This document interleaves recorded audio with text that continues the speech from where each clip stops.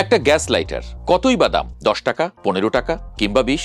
এতই সস্তা যে হারিয়ে গেলেও আমরা খুব বেশি খুঁজি না। গ্যাস ফুরিয়ে গেলে গ্যাস না ভরে ফেলে দেই, নতুন একটা লাইটার কিনি। প্লাস্টিকের যে লাইটারটি আমরা ফেলে দিই, হারিয়ে ফেলি কিংবা অযত্নে ছুঁড়ে ফেলি, তা কিন্তু তলে তলে এক বিশাল মাইক্রো অর্থনীতি গড়ে তুলেছে। পৃথিবীর সবাই যেখানে চায় 50% মুনাফা, সেখানে একটা লাইটার থেকে কোনো মতে 1 টাকা লাভ হলেই সেটাকে বিরাট ব্যাপার মনে করা হয়। প্রথমে ছোট্ট এই লাইটারের শরীরের ভেতরটা একটু জানা যাক। দেখতে অতি সাধারণ, কিন্তু বাস্তবে এটা একটা ছোটখাটো প্রেশারাইজড গ্যাস এক্সপ্লোশন ডিভাইস। বলতে পারেন ছোটখাটো একটা বোমা। আপনি হয়তো খেয়াল করেছেন, বিমানে নিষিদ্ধ জিনিসের তালিকায় এই ছোট্ট লাইটারটিও আছে। এর ভেতরে আছে অনেকগুলো ছোট ছোট ইঞ্জিনিয়ারিং, আছে সূক্ষ্মাতি সূক্ষ্ম 30টিরও বেশি যন্ত্রাংশ। এর রাসায়নিক চাপ, অর্থাৎ তরল পেট্রোলিয়াম গ্যাস বা এলপিজি, এর চাপ সহ্য করার ক্ষমতা থাকতে হবে। আবার একই সাথে একে সেফটি টেস্টেও পাশ করতে হবে। অর্থাৎ জিনিসটা ব্যবহার করা যত সহজ, তৈরি করা তত সহজ না। জিনিস ছোট হলেও এর ভেতরে ফিজিক্স, কেমিস্ট্রি, ইঞ্জিনিয়ারিং এবং সেফটি মেজারমেন্ট তো আছেই। একই সাথে আছে বিশাল সাপ্লাই চেইন ম্যানেজমেন্টও। একটা সময় বাংলাদেশের 99% লাইটার চীন থেকে আমদানি হতো। 2022 সালে প্রায় $15 মিলিয়ন লাইটার আমদানি হয়, যার বেশিরভাগই এসেছে চীন থেকে। একসময় এই ধরনের মাইক্রো ইন্ডাস্ট্রির বাজার ছিল চীনের দখলে।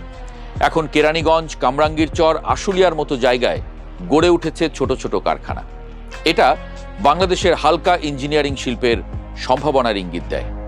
জানলে অবাক হবেন, কৃষি এবং শিল্পের মতো যন্ত্রাংশ লাগে তার 50%-এরও বেশি এখন বাংলাদেশেই তৈরি হয়।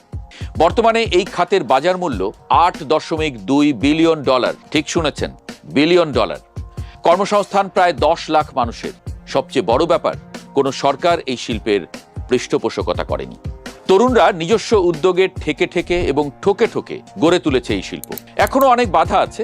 কাঁচামালের উপর ট্যাক্স, ভ্যাটের হার অনেক বেশি, কোনো কোনো ক্ষেত্রে 40%-এরও বেশি।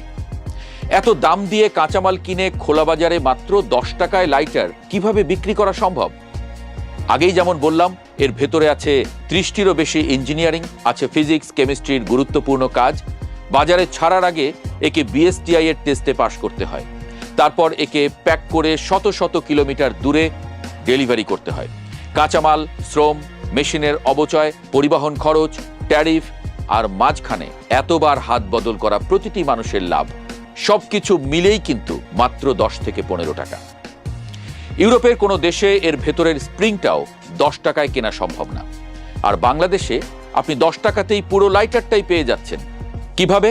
এর উত্তর হলো শ্রম শোষণ, শ্রমের উপযুক্ত মূল্য না পাওয়া, আর বাকি অর্ধেকটা হলো কাঁচামালের যথাযথ ব্যবহার। আপনি খেয়াল করে দেখবেন, লাইটারের বডির প্লাস্টিক দিন দিন পাতলা হচ্ছে। মাইক্রো সেন্টিমিটার পুরুত্ব কমিয়ে এক একটা লাইটারে 10 পয়সা খরচ বাঁচানো হয়। লাইটারের ডিজাইন বদলে তাতে 10 পয়সার গ্যাস কম ভরা হয়। স্প্রিংটা আস্তে আস্তে চিকন হচ্ছে। এভাবে এক এক পয়সা বাঁচিয়ে আপনার পকেটে সস্তায় আসে এই লাইটার। পয়সা বাঁচাতে গিয়ে নিরাপত্তার দিকে নজর দেওয়া হয় না, মূল্য দিতে হয় আমাদের শ্রমিকদের। কয়েকদিন আগেই কেরানীগঞ্জের লাইটার কারখানায় আগুন লেগে 6 জন শ্রমিক মারা গেল। কয়েক বছর আগে আশুলিয়ায় এমনই একটা লাইটার কারখানায় আগুন লেগে শ্রমিকের মৃত্যু হয়েছিল। সরকার ক্ষুদ্র উদ্যোক্তাদের জন্য আলাদা শিল্পনগরী করেছে বটে, কিন্তু চাহিদার তুলনায় তা অনেক কম। এর মধ্যে আবার 2030 সালের মধ্যে হালকা শিল্পে রপ্তানির লক্ষ্যমাত্রা ধরা হয়েছে প্রায় $12.5 বিলিয়ন। কিভাবে তা অর্জিত হবে তা সরকারই ভালো বলতে পারবে। প্রবাদ আছে, কাজীর গরু কিতাবে আছে, গোয়ালে নেই। কামরাঙ্গীর চর বা কেরানীগঞ্জের ক্ষুদ্র উদ্যোক্তাদের পাশে সরকার নেই, কোনো ব্যাংক নেই, কোনো এনজিও নেই, ইউনিভার্সিটি নেই, কেউ নেই।